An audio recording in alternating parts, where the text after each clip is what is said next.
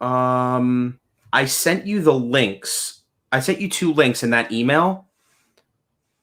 Um, I was thinking we could do defense mechanisms instead of cognitive distortions. Okay. Because I was looking at it and I was like, they're kind of almost the same thing. They're related, right? Like, I mean, cognitive distortions kind of influence our defense mechanisms. Right. I did a little bit of reading before the stream about like the difference between cognitive distortions and defense mechanisms, and what I was gathering was that defense mechanisms were first theorized by our good friend Sigmund Freud. Yes. And Um, some of them are actually accurate, which is interesting because I know a lot of people have mhm, very strong feelings about Freud, mhm. and how a lot of his work is like very inaccurate, and lots of controversial things that he has said and done in history, right? And but I do think in terms of defense mechanisms, there is something to be said about his work and Mhm. the accuracy, at least in that part. Again, I'm not saying his behaviors were right or all his theories are right, because again, that's a whole can of worms right there. But So you want to hear a Sigmund Freud joke? sure, Okay, so why do they call it why do they call it a Freudian slip? I don't know. It's when your mind thinks one thing and your mouth says a mother. Get it?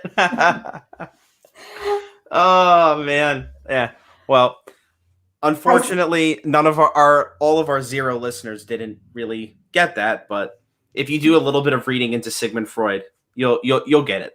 There was actually a really good meme that I saw on Sigmund Freud. I think it was actually today, it might have been yesterday. Oh yeah. Um, and it was basically like alluding to the fact that like Freud was doing a lot of cocaine.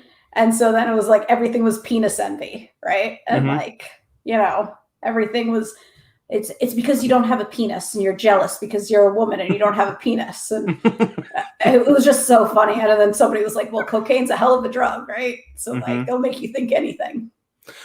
I was actually at a street fair. This was a couple years ago. Have you ever been to the Union Square Market in Mm-hmm. Manhattan? Like right around Christmas time, there was this one stand that had like a bunch of different like knickknacks, and it was all like witty, funny, different things like coffee mugs and stickers and magnets and you know calendars and stuff like that. And one of the things that I saw, and I really wanted to get these, but I just couldn't justify spending $50 for them. They were giant. They were called Freudian slippers. And it was basically just slippers with huge freaking Sigmund Freud heads on them. And what is going on? You hear that? Yeah, I was going to say that's a change from the normal sax playing. Yeah, I know, right? No, but that's coming from the street. Um, but we could just give it a minute if we want. Um, but like if I wore them in front of the right people, they would understand. But for the most part, like nobody would get it. And they'd be like, why do you have giant old man heads on your feet? And I'd have to explain to them they're Freudian slippers. Do you get it? And they're like, no, I don't get it. So Yeah. like that just defeats the purpose of getting them. But so for those of you guys that are listening or that will be listening to the podcast after we record, um, we're going to be going over some defense mechanisms and basically what defense mechanisms are. They These are things that we do that people tend to do that are not necessarily under their own conscious control. It's something that we do subconsciously to cope with life stress. Yeah. Would you say? Yeah, it's like the psychological like reaction or response, right? That Mm-hmm. happens, which most of the time is like automatic, right? Mm-hmm. Or seems like we have no control over. Right. Which in therapy, we try to understand, okay, let me identify the defense mechanisms I'm using, see if they're kind of healthy, right? And then kind of unpack, like, what does that mean? Do I need to maybe change some of those, adjust them in some way? Are they healthy for me? Things like that. So one of the most common defense mechanisms that I see my patients use, that I've seen my friends and family use, even a defense mechanism that I've used in the past, is denial. That's probably the most popular. Yeah. So basically, when you're in denial, or when you're using that denial defense mechanism, you're essentially refusing to accept reality or facts, even in the presence of information that contradicts what you're thinking. Oh, you know what it makes me think of? It makes me think of when there's an intervention for somebody that's abusing drugs or alcohol or something else, right? There's like an intervention, and they're putting together like all this information, like your support people and the people that care about you. And they're putting together like a list of all these things that show you obviously have a problem with this substance, right? So whether it be like legal issues, work-related, school-related issues, and like they present all this information, and the person who is struggling with addiction is like, that's not true. Oh, I can explain that. That's not how that works. It's not because of my drug or alcohol use. It's this person's fault, or the system failed me in this way, or I was whatever. Like, that's one of the classic symptoms of a defense mechanism of using denial, right? That we see all the time, especially in addiction. Right. I mean, when I'm working with a patient and they seem to have an answer for everything, or when you're trying to confront someone on something that they're doing wrong, and they literally have an answer for every single way you kind of change the discussion, or every piece of evidence that you present them with, they're usually like, something's not right. You know, they're like, when I'm trying to confront someone on something, or I'm trying to, kind of help my patient or my client work through something, and I'm presenting them with all of these things, like, my goal is to poke holes in their logic. And hopefully, after I poke, 7 or 8 holes in their logic, then maybe they'll be like, oh, well, maybe I am in denial. Yeah. The next one is what we call repression, right? So instead of facing, unsavory thoughts, painful memories, instead of facing them, you just choose to hide them in you just push them in the back of your mind with the hopes of eventually just forgetting about them. Yeah. So sometimes this can be conscious or subconscious, right? Like this one's a little like tricky in that sense, because they're people who are purposely trying to repress their memories, right? And so they use like drugs and alcohol to purposely like suppress those memories. But then there's also a lot of people who, especially who have experienced trauma, really do not consciously remember the trauma, and subconsciously little like triggers are kind of happening throughout their life, that's alluding to maybe something happening or bring up this strong feeling, but they're not even entirely sure how it's connected to their trauma, right?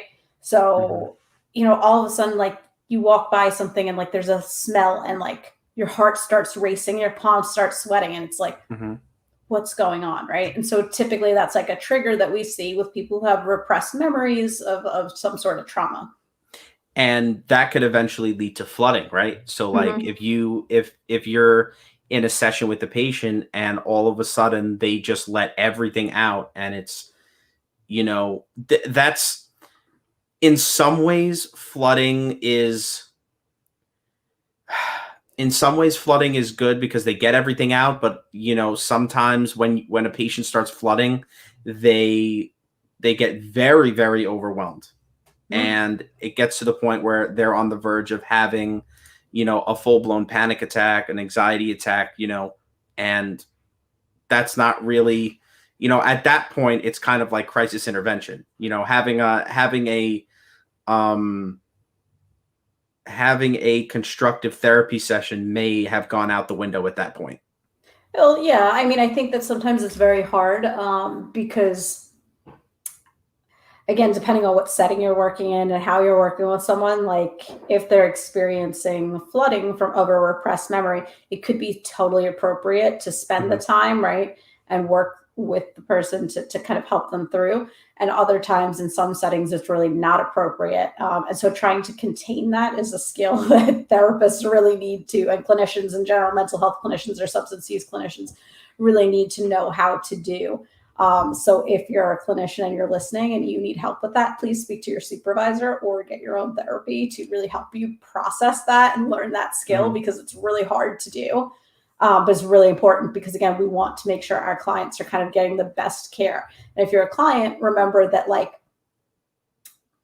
if some of these memories come up, you have a couple options, right? So there's always, you can explore it if you're in the right time, place, and setting, right? But there's also, can I control some of the symptoms until I'm in a safe space to explore those memories, right? So if repressed memories are coming through, learning some grounding skills, breathing skills, things like that can be really helpful to at least deal with initial anxiety and panic that might be coming up until you can get to a safer place to explore that in more detail. I think I agree 100% with what you're saying. And I think one of the reasons why I personally have not ran a trauma focused group is because I don't know. First of all, I know that when you run a trauma focused group, you're encouraging the patients to share about how they're dealing with their trauma and not necessarily to talk about the trauma in particular. And the reason why we ask patients not to do that is to prevent flooding. Yeah. So one of the reasons why the main reason why I haven't ran one of those groups is because I don't know if I would be able to help a patient who's flooding. Yeah. Like how would I stop it? How would I stop the bleeding in front of all of our patients, in front of all the other people in the group? So typically I try to say, I've ran a lot of trauma groups. And typically what I will say to the person is, like, I know something's coming up for you right now. Do you need to step out right now and speak to me? Can this wait till after group? Right. Like, and so like, I kind of like will pull them aside, ask them if they can kind of wait. And if they can, I'll meet with them after a group to kind of like let them know that everything, that they're experiencing, they have a space to talk about, but it's not necessarily in the group. And typically, as long as you're doing that in a really like empathic, compassionate, supportive way, people are totally fine. And that's been my experience. I will say there have definitely been some groups that are really structured in terms of curriculum to not stop, but kind of think about like creating such a structured environment that like it really is based on like, dealing with just some of the general emotions and feelings and symptoms that come up without going into the exact trauma, which is why like seeking safety is one that I hear a lot of recovery centers use as a curriculum. One of the ones that I particularly like for working with women, she does have a curriculum for men too, is Stephanie Covington's curriculums. She has multiple evidence-based, like 12-week, 6-week, 16-week programs. She does emphasize treatment on women, which is specifically like very hard to find in addiction recovery. So I really appreciate that. I've been to the Covington conference and it's amazing. But she has for men as well. She has a curriculum. It's really structured, really laid out. And I honestly think that was one of the best ones that I've used for trauma-focused group therapy. So I haven't heard of that one. I have heard of Seeking Safety though. I never had the opportunity to run one of those groups, and quite frankly, I don't think I would want to run one until I've taken the training and kind of understand the curriculum. Yeah. And trauma work is not easy, but No, it is not. No, it is not. Um, I feel like I feel like I can. I feel like I've helped patients through a lot of different traumatic experiences, but I think the one group, the one time I haven't dealt with many patients related to that have. Let me start over. I don't. I don't think I have dealt with that many patients that have experienced sexual trauma, only because I don't have that many female patients, and I feel like in my experience, just I could just be. It could be just a coincidence in my experience, but most of the patients that I've come across that that have experienced sexual trauma are women, and I unfortunately haven't been working with many female patients. yeah, I mean, there is a lot of sexual abuse that does happen to men and boys. However, because of cultural stereotypes, Yep. stigmas, things like that, it is not talked about. I believe, and this statistic it might be old, it might not be completely accurate, but 3 in 5 women have been sexually abused at some point, and 1 in 5 men. Interesting. Right. So if we Very think about it in interesting. terms of, that's a lot of people that have had some sort of sexual trauma. That is very, very interesting. Maybe we should do a episode on trauma, like coping with trauma and stuff like that. Yeah. Yeah, we Um, definitely can. We kind of got a little off topic Yes. delving into trauma. That's fine.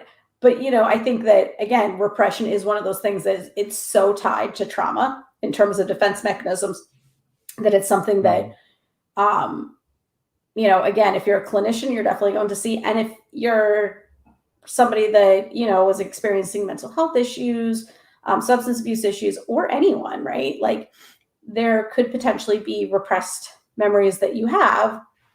That doesn't always mean that that's accurate either, right? So it's not like a coping skill or a defense mechanism that everybody's using, right? Right. So This brings us to the next defense mechanism we have here on our list, which is projection. Projection is basically, for example, if you have thoughts or feelings, say, about another person, or thoughts or feelings towards a person, place, or thing that make you uncomfortable, when you're projecting, you're essentially misattributing those thoughts or feelings to that person, that place, or that thing. So, for example, say there's a new coworker at your job that you don't like.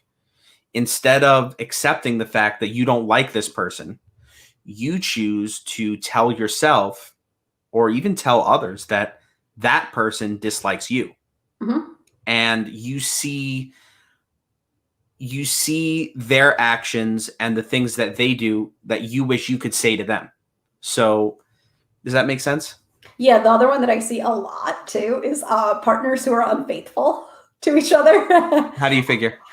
So they are projecting their own, like, cheating or being unfaithful in some way onto their partner, right? So, like, partner A is, maybe having an affair or emotionally cheating, flirting, whatever it is, and continuously, like, accuses partner B of doing those things. Oh, okay. Right? I've seen that a lot. I just I couldn't figure out what you meant. Okay. Yeah. And so, again, partner B is like, what are you talking about? Like, I'm not doing anything, right? but partner A, again, it's a subconscious defense mechanism of, I'm going to project this. You know what's interesting that you mentioned that dynamic, because I remember a while ago I was listening to another podcast. I don't want to go ahead and promote that podcast because they don't need the promotion, because they're doing exponentially better than we are. But they basically said, if your significant other is starting to accuse you of cheating nonstop, the chances are they're the ones cheating on you. Yeah. And again, we're talking about nonstop, not like your partner saw something, and was like, that's strange, and mentions it once, you have a conversation about it and it goes away, right? We're talking about like that nonstop, like, oh, where are you? Who are you with? What are you doing? Right? Like, you must be talking to someone. And this may be like using this defense mechanism is not necessarily like most common among people with substance use disorders, but like this may be something that's like this may be a symptom of maybe like a personality disorder. Like for someone who needs to have that power in a relationship, like they want to be the ones to have as many possible mates as possible, but they can't bear to see their partner be the one that's deceitful, Yeah. Well, and again, projection, I think, happens commonly, even people that have no diagnosable mental health issues, right? Like, we have all projected something onto somebody else at some point in our lives, right? Just some of us use some of these defense mechanisms more frequently because typically they have helped us in some way, right? So when we think about defense mechanisms, we also want to think about, we typically use them because they have helped us. That doesn't necessarily mean they're helpful to us, right? They might not serve a benefit or a purpose, but in the past they might have, right? And they may no longer be helpful. I'm not drunk, you're drunk. Yeah. Something like that, Yeah. That's the projection with denial.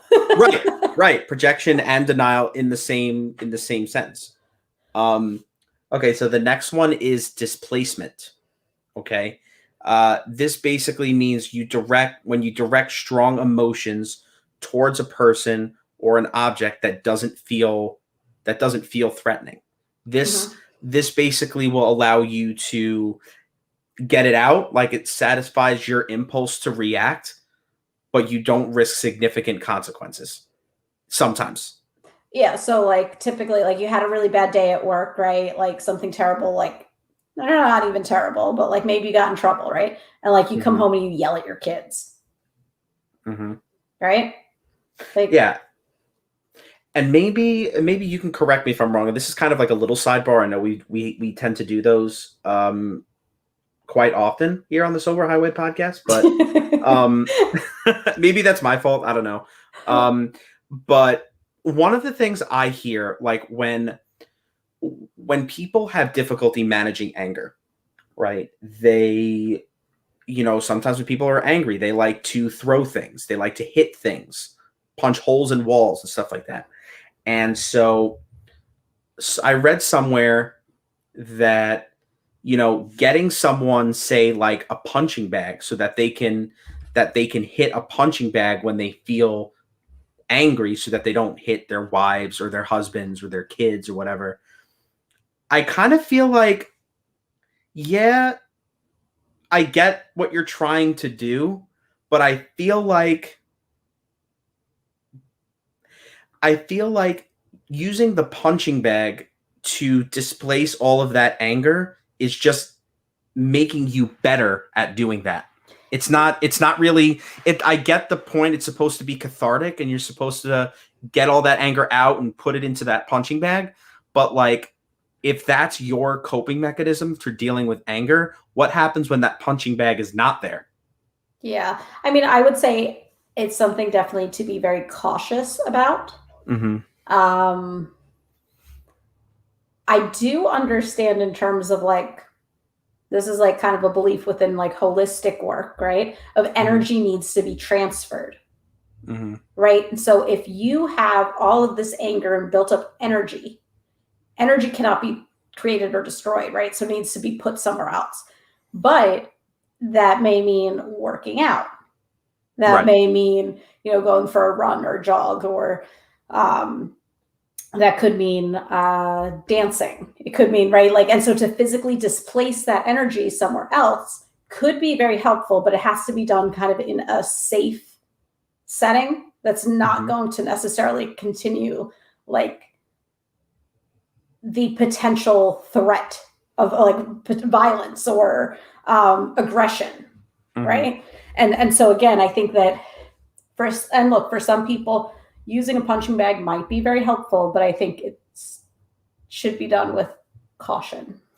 I would say that instead of maybe using a punching bag, it's using like a stress ball, like taking a balloon, filling it with like rice or flour or whatever it is, and squeezing it and letting it go. Because if anything, it helps you practice releasing that tension.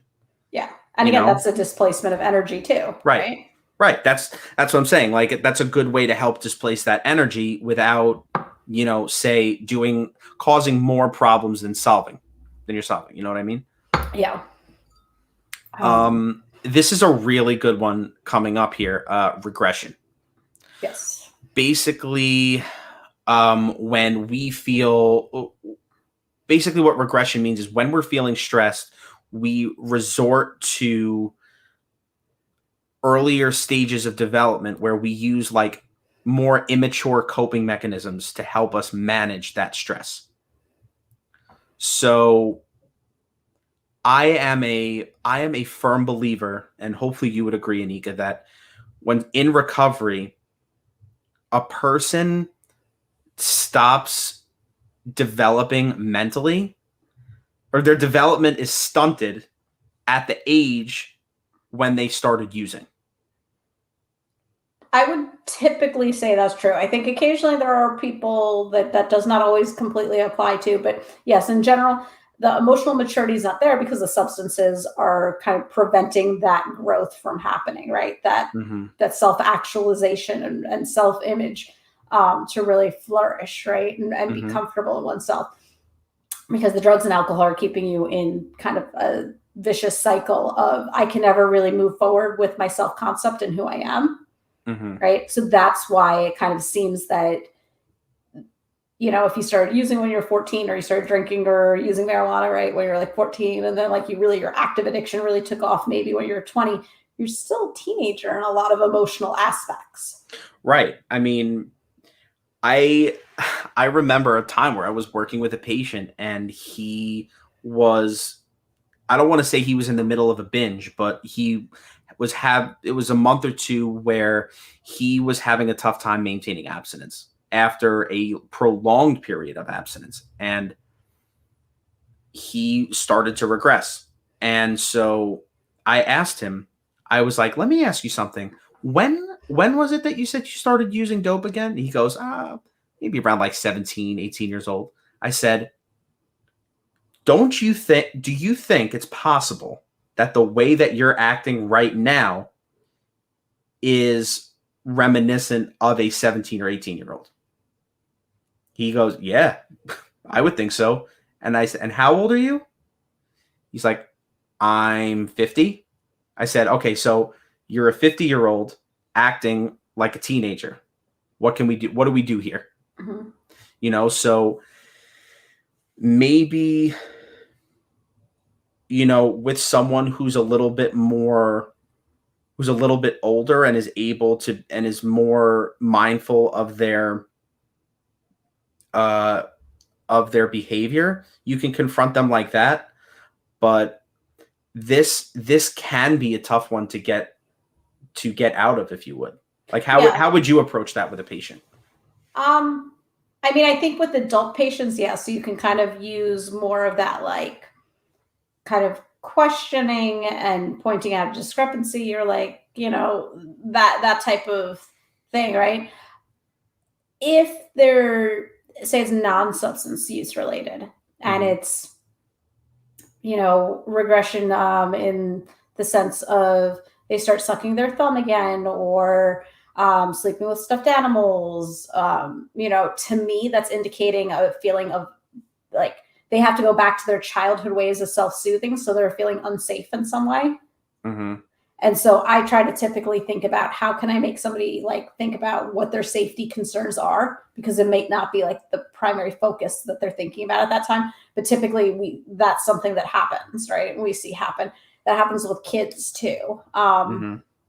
So regression in kids can be like all of a sudden your kid starts wetting the bed again, right? And like you ruled out medical causes, right? And all that good stuff, like, because there's a whole litany of things we do before kind of saying it's psychological, right?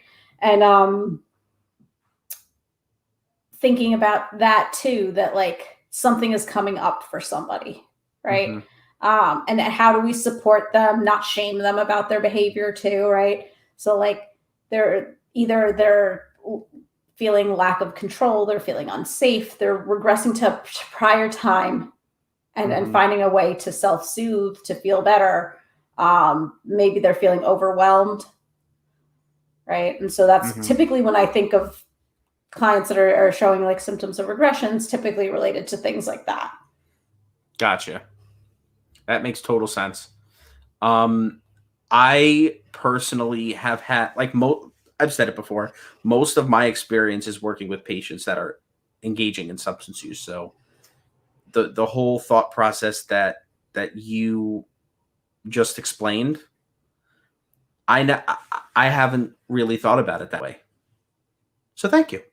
You're welcome. Yeah. I mean, again, like I've had experiences in lots of different realms and had lots of different hats in the past decade, you know, of really thinking about like, what is this? And what does this mean? This looks different for different clients, right?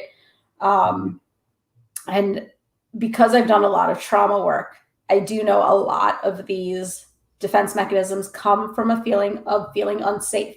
Now, is that always some huge traumatic event? No. Right? Sometimes it's the fact that somebody at work said something like, ew, did you see what she's wearing today? And that could trigger somebody to regress in some way, to project, to use denial, right? And use any of these defense mechanisms because maybe that's a story you've heard in your life over and over again. Right? And so we're a lot of times we're thinking about trauma, we're thinking about like abuse, neglect, things like that, right? But like it could be something more subtle, and it reminds me of bullying when I was a kid. Right? Or it reminds me of not feeling good enough. I don't fit in anywhere. And that's something we hear people that are in addiction and recovery say all the time. I never felt good enough. I don't fit in. Right. And those are still traumas of sorts as well. Right. Some people have experienced a lot of trauma in high school or even middle school or elementary school because they were bullied. So, you know, those are some of the things. But yeah, regression, again, I think it can present in lots of different ways. So moving on. This one is something that our patients do a lot, which is, oh, hold on. Something's happening with my computer right now. This is weird. You see my face change from like white to yellow? Yeah. You seeing it right now?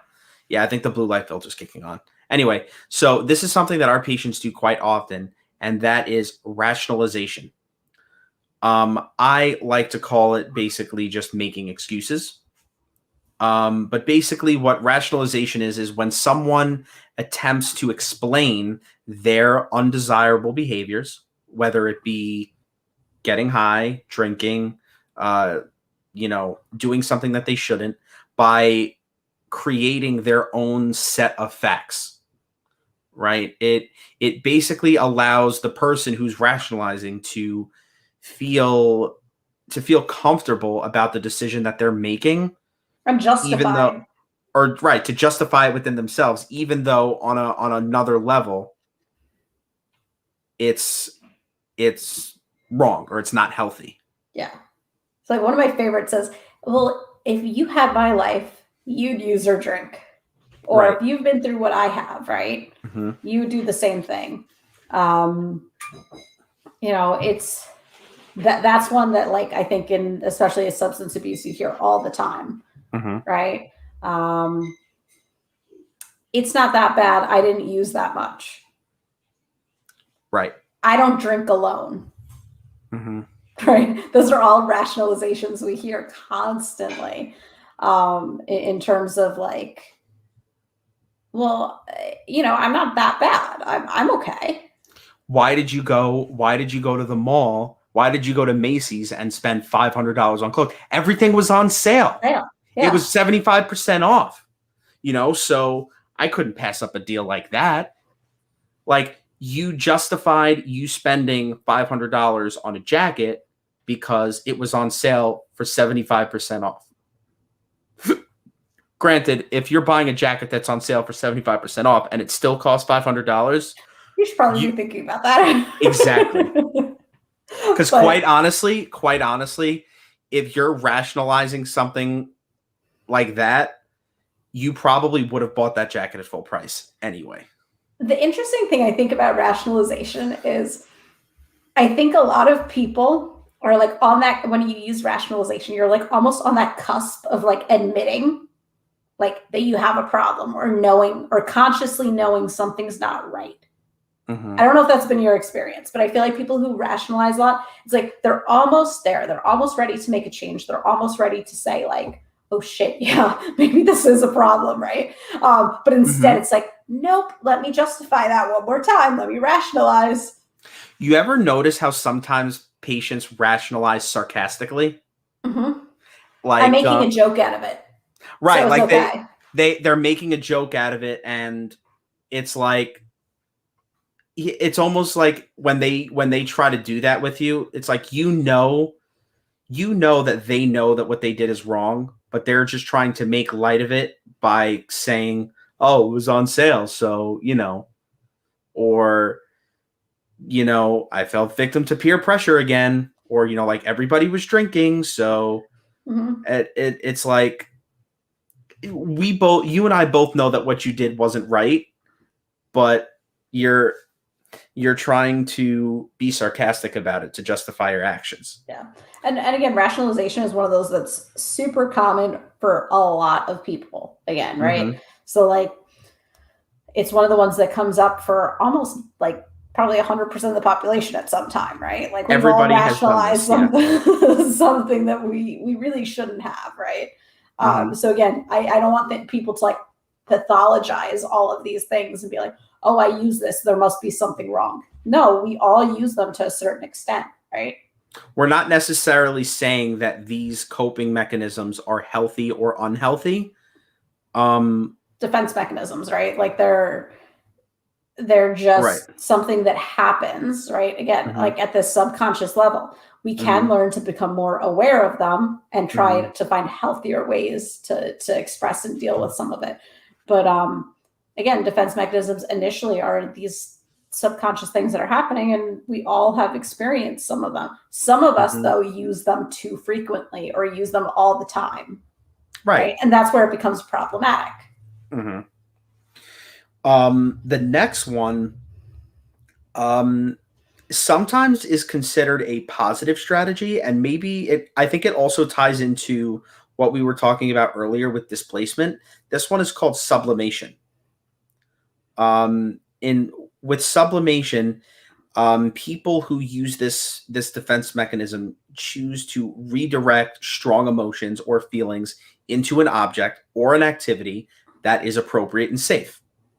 So, for example, instead of, like when you have a rough day at work, instead of going home and yelling at your wife or hitting your children, you channel that energy into kickboxing or exercising, or, redirect those feelings into music or art or sports. And I think in essence, if you're channeling that energy in a positive way, you could call it sublimation. And if you're using it in a negative way and it's creating more problems than it solves, then you could say you're displacing. Yeah. Would that make sense? Yeah, displacing is more the nothing beneficial is coming from it. Sublimation is there's something positive essentially that's coming from it. Basically, you want to think of sublimation as like utilizing healthy coping skills, really, because that's in essence that's what it is, really, right? Like there can be sublimation in terms of like hypnosis and like there's definitely like other areas to that, but we won't go there because we'll just think about just very basic defense mechanisms for now. So if you want to think about it just in terms of like, again, there's something positive that's coming from it. Yeah, I feel like going back to the whole like punching bag thing, I feel like if someone can channel their anger, if they want to use the punching bag as their coping mechanism, say to manage their anger, and they know that after they're done with the punching bag, that's it. Like The anger's not like increasing. It's not right. you're thinking about somebody's face when you're doing it. It's not Right. making your blood boil. Those type of things. Then it could be healthy. If you're able to separate, the displacing into that punching bag and going home and being with your family. Like if you're punching that bag and then you're still going home and hitting your wife and your kids, maybe that kind of ties into what I was saying before, where hitting that punching bag is just making you better at being more aggressive. Mm-hmm. But like if you're able to hit that punching bag and by the time you're done, you're so exhausted that like you don't even think about doing any of that stuff anymore. That's a healthy coping mechanism. Excuse me. Okay. So the next one is reaction formation. With this defense mechanism, people are able to recognize how they feel. They're able to recognize the emotion that they're experiencing, but they choose to behave in the opposite manner of their instincts. So, for example, when they feel, so for a person who reacts this way, they may feel they shouldn't express negative emotions such as anger or frustration. So they choose to react in an overly positive way. Yeah. So thinking about like toxic positivity, which is real. Could you say that reaction formation is almost like gaslighting? It can be, not necessarily though. Could you explain why you just said that? Because I'm trying to understand. Oh, because I think gaslighting, well, first of all, it's not specifically a clinical term, right? But gaslighting can be, because it's not something that you're necessarily doing to yourself. A lot of times we're thinking about gaslighting in terms of manipulation and power and control and things like that. That's the only reason why I kind of separate it from reaction formation, in my mind at least, right? Because it's not something that's subconsciously, gaslighting typically is to a certain extent consciously being done, in my opinion, right? The person might subconsciously might be more manipulative, right, in a gaslighting situation than they're aware of. But I think there is a piece that is aware of it, because again, it typically happens with a lot of like narcissistic traits and things like that. But so maybe reaction formation, the difference between the two is if you're doing it to say manipulate someone, then it would be gaslighting. And if you're not, you're doing it subconsciously because that's how you are trying to cope with the situation, then it's reaction formation. Yeah, reaction formation, I would say, is mostly like more towards like about yourself, right? Whereas gaslighting is like a two-party thing, and like, or three-part, like it's multiple people. It's self-gaslighting. I don't know why I'm using that term. I really shouldn't be using it, but yeah, reaction formation, again, it could go either way. It could be negative or positive, right? So like you said, somebody that has a really hard time with negative emotions might be like, oh, well, like, I'm just going to put on a happy face and smile and pretend everything's okay and just tell everyone I'm great, right? So when people say to me like they're fine, yes, you're effed up, insecure, neurotic, and emotional. Tell me something new. Right?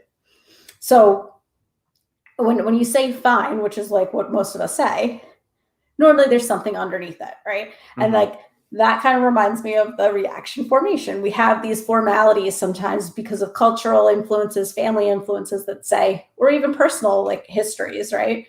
That say like, well, maybe I shouldn't express being angry or sad, right? That reminds me of like this one stand-up comedian that I watched a while back, where it's like when when you walk up to someone, or like when you have a casual conversation with someone and they say, hey, how's it going, or how are you doing, the answer your answer should either be fine, good, or okay. So like if you're in a really bad spot, what he's saying is you should just say fine, great, good. You shouldn't really go into what actually is bothering you, because that really wasn't the point of that interaction in the first place. Yeah. Right. But reaction formation is very interesting. There's lots of other examples too, and it can get more complex than that. But again, we'll keep it simple for now, because I know we want to get to 2 more, I think. Right. Yeah, 2 more. So number 9 is compartmentalization. And this could be healthy or unhealthy too. say that 5 times fast. But basically, when you compartmentalize, you're essentially separating your life into independent sections. So, for example, not discussing personal life at work, not discussing work at home, and vice versa. This is something, I mean, maybe you would agree, Anika, is something that therapists have to practice. You should really try to practice all the time. Yeah. And there's a lot of professions that that's true of, right? So like thinking about, I place things in different boxes. And so I actually I teach some of my clients to compartmentalize, right? So clients that don't have that skill, that it's like really hard for them and they feel so overwhelmed and everything's seeping into each other like all the time, learning compartmentalization can be really helpful. So thinking about, I'm putting all of this stuff about this one topic, right? So like myself, right? My clients today, I'm putting all of this stuff that I talked about with them, I'm putting it in a box and putting this lid on the box. It's nice and sealed. And now I want to take that box and I'm going to put it up on a shelf in a closet, right? And so I visualize this happening. And then that closet, I'm not going to open that door until I see them again. And then I'll take that box out and I'll deal with it, right? Which is not, may or may not be true, because maybe I need to actually like think about their case some more later in the week or do some research or, whatever. But thinking about, I put it away and then I can come back to it later, right? Just think about hitting like file save, right? Like you type whatever you need to into a document and then you hit file save and then you exit out and it's gone. It's gone from your screen or your computer screen or your conscious. And then when you're ready to deal with whatever that thing is again, you can literally go into your computer and retrieve it so that it's in your conscious mind again or on your screen, and then you could do whatever you need to do with it. Yeah. And so that could be really helpful, especially again, if we think about trauma work too, and say you're working with a therapist that's specifically processing trauma with you, to compartmentalize that, like when I go back to the office, that's when I continue to explore because it's my safe place, right? And so again, it can be really beneficial to learn how to do that, but it can also have the reverse if you do it too often or too much. Right. And I think maybe this is an example of someone who let me explain. So at my job, I work with peer counselors, right? And basically the peer counselor, the whole basis of being a peer counselor in addiction recovery is using your previous experiences to help you relate to the patient that you're trying to treat. And so there are a lot of times over the course of a peer counselor's career where they're just often disclosing a lot about their personal life in their professional life. And us as social workers, ethically, we're not necessarily obligated to disclose things like that. So we practice, in essence, we do so when it's helpful to the client, right? But our ethics are different in terms of the peer counselor. Part of their job is to disclose and share. Whereas with ours, it's done cautiously if it's helpful to a client and we feel comfortable doing so. Right. Right. But and I think this is where you're going, correct me if I'm wrong. Go ahead. But with the peer counselors, it's kind of like almost like they can't compartmentalize because they're sharing so much. And so they're reliving and re-experiencing certain things over and over again because they have difficulty sometimes like knowing how to compartmentalize or how to separate certain things. And I feel like a lot of times,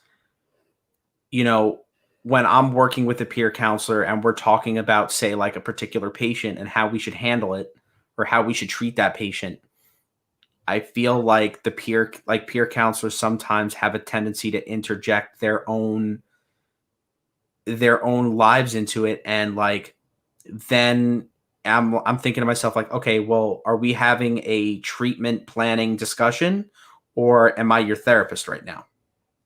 Well, and again, I think some of these programs, right, and that do the certificates for peer recovery advocates and things like that, probably should beef up their curriculum around how to compartmentalize and how to take care of yourself too, to like not overly like involve your experience with the clients, right? So being able to share while also knowing your experience is, it may be similar, but it's also different.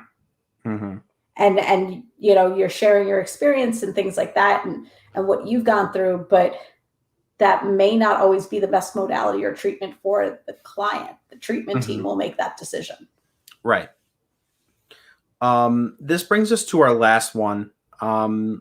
This is something that that I've seen my patients do a lot, and something that I think I've done a time or two. I was just going to say, I'm totally guilty of this one. This is something that we call intellectualization. And basically, when someone is engaging in this defense mechanism, they're essentially trying to remove all emotion from their response, and instead they're just focusing on facts. They're essentially they're trying to think completely with their logical mind. Like from a DBT standpoint, there's three different minds. There's the logical mind, there's the emotional mind, and the wise mind. So think of when someone is intellectualizing, they're thinking completely with their logical mind. Yeah. And so really thinking about like how trying to use the logic or facts or knowledge, right, in response to something that potentially is emotional, to avoid the emotional component. Right. That's kind of what intellectualization is, if I could say it right now. Say that one 5 times fast. Yeah. You know, but again, I think it's kind of the, I don't know how to deal with the emotional piece. So it's easier for me to just kind of like spew off all these facts, or like go into making spreadsheets, or doing something that seemingly makes sense or logic to me. Right. Like there are certain types of life stressors that aren't necessarily like, I'm trying to think, like, for example, if you're in a really tough situation, say like your car breaks down, right? And this is a car that, say, you got it from your father who passed away, and like it was a project car that you guys worked on together, right? And the mechanic says to you, listen, it's going to, like, there's a lot of work that needs to be done here. It's going to cost like $10,000 to fix, right? If you might, you know, like, you have to think, you have to use both your rational, your logical mind and your emotional mind, because yeah, like part of you doesn't want to let this car go because it means so much to you. But then again, is it really like, or do you really want to spend $10,000 to fix this car? Does that make sense? Yeah, and like one of the other examples I kind of think about to like make it clear is like somebody in your family like passes away, dies, right? And the emotional reaction shut down. So let me call the funeral home. Let me figure out what casket. Let me kind of check off all the tasks and do all the boxes without allowing myself to experience grief. Right. So I'm going to kind of take charge and do everything, and that's it. And that may also, doing that exact thing may actually create some resentments coming from your family members, like siblings or stuff like that. Like, why does so-and-so get to choose the casket? Why does this person get to choose the funeral home? Why does this person get to do this, that, and the third? and we're just stuck here feeling miserable about our father who just passed away. You know what I mean? Well, and the one other thing that I would think about too, or any clinicians that are listening, it's like, be cautious of you doing this with your clients, right? So like, sometimes if something that somebody's saying is triggering you or is bringing up emotion, right? Of course, we have different ways that we know kind of how to process some of that, not let our own biases and feelings get in the way of the session, but not taking it to the extreme of using intellectualization in terms of like, okay, well, this is like your diagnosis, or this is what's going on, like without having any empathy or compassion, right? So I want to just kind of put that out there too. Like, don't use like cold clinical terms, like without that, like be very cautious and mindful, just in terms of being a practitioner. Like, it's almost like you're literally, it's like if you were to have the DSM open in front of you while a patient is talking, and you're literally just like, okay, all right, yep, okay, you have major depression. Yeah, without being like, that must be so difficult, or like, that sounds really hard. Like, how have you been in dealing with this so far, right? Like, those are ways that we can express some emotional connection and concern for people, right? We don't want to kind of fall into that trap. And again, when people are burnt out in the field or things like that, like that can happen. So just be mindful of that. And you can correct me if I'm wrong, but like when patients come in and they're sharing stuff like that, they're not necessarily, maybe this is more so with mental health disorders, but a lot of times patients just want to know how to fix it. They don't necessarily want to know like, what diagnosis do I have?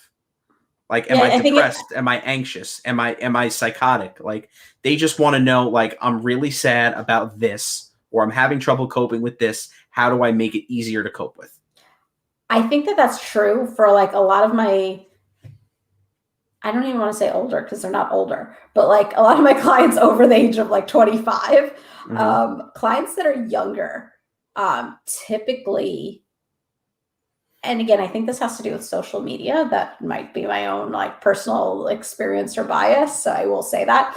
But like a lot of the younger people, they want to know their diagnosis, or they come in telling me their diagnosis before they've ever been diagnosed. Yeah, maybe they've read the DSM before coming in. No, they or see it on TikTok. They what? They see it on TikTok. Oh, right, yeah. Right. That's my favorite. I have so many people that do that. And I'm like, let's think about this a little. Where did you see this? Yeah, I mean, like, everybody, like, we went over like different types of diagnoses when we did our episode about co-occurring disorders, but like, just because like one person's depression diagnosis is not necessarily the same as someone else's. Because, it might look completely different. Right. So just because you heard someone talk about being depressed and you feel like you can identify with them, it doesn't necessarily mean you hit the same criteria as they do. Yeah. So the ideal situation would be if you're struggling with depression, or if you're having difficulty coping with something, go to someone who you feel is an expert in that field and say, this is what I'm dealing with. This is what I'm dealing with, and how do I fix it? Like, for example, if you're having a problem with your car, right?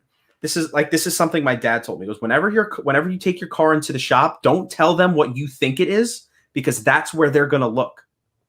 So like if you go into a car like a mechanic, and you say, "Oh, my car is making this noise. I think it's my transmission." That's where they're going to start. Right? But if you just go in there and you say, "Something's wrong with my car. It's making a noise. I don't know what's going on." The mechanic is going to have to do a comprehensive comprehensive look over of the car, and subsequently rule things out. Now, if you go into a therapist or a psychiatrist and say, "Hey, this is what's going on in my life. I think I'm depressed," the person that you're working with may be inclined to start there instead of doing a comprehensive assessment and then going from there. Does that make sense? Yeah. Well, and again, I think that that's something clinicians should kind of be aware of too, right? Just because your client is coming in saying this, take it with a grain of salt. May or may not be true. Go through everything, ask about all different symptoms for all of the diagnoses, and really do a full assessment. Sometimes that does take a long time, but really try to do that because, again, some of the diagnoses are more complex than we'd like them to be, right? And so, like, trying to think about that. But yes, now we went off on our tangent about diagnosing, but again, I think it's just important for people to recognize too that, like, you're not your diagnosis, whatever it is, right? It's just a criteria of symptoms. It's not who you are, right? So sometimes knowing your diagnosis, yes, could be beneficial, but like also, does it really matter? I mean, there's so much more. As long as like you feel like you're doing work, you're getting better, you have good coping skills, you're in therapy for like those type of things, and you're feeling better, then that's a good thing. It doesn't really matter what your diagnosis is. And one thing that I would like to stress is, especially when it comes to, substance use disorders and people that are in recovery, you are not your addiction, right? It doesn't control who you are. And no matter how much clean time or sober time that you have, just because you have a lapse in judgment and say you pick up again or you drink again, it doesn't mean necessarily that you have to start over from scratch. I mean, yeah, the clock, the date changes, which is why I encourage patients not to necessarily track their sober time. But like you don't have to start over in the sense that you have to start a treatment program all over again. Like you don't lose what you gained. Right. Like you still have all those coping skills that you learned up until that point. And you just, in that moment, you chose not to use them, or they just weren't effective enough.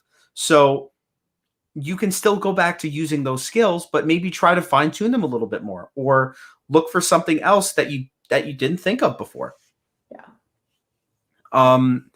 So the diagnosis could be important for if you're working with a doctor or psychiatrist in particular, right? Diagnosis could be important just in terms of what medications they prescribe, just the FYI. Yes.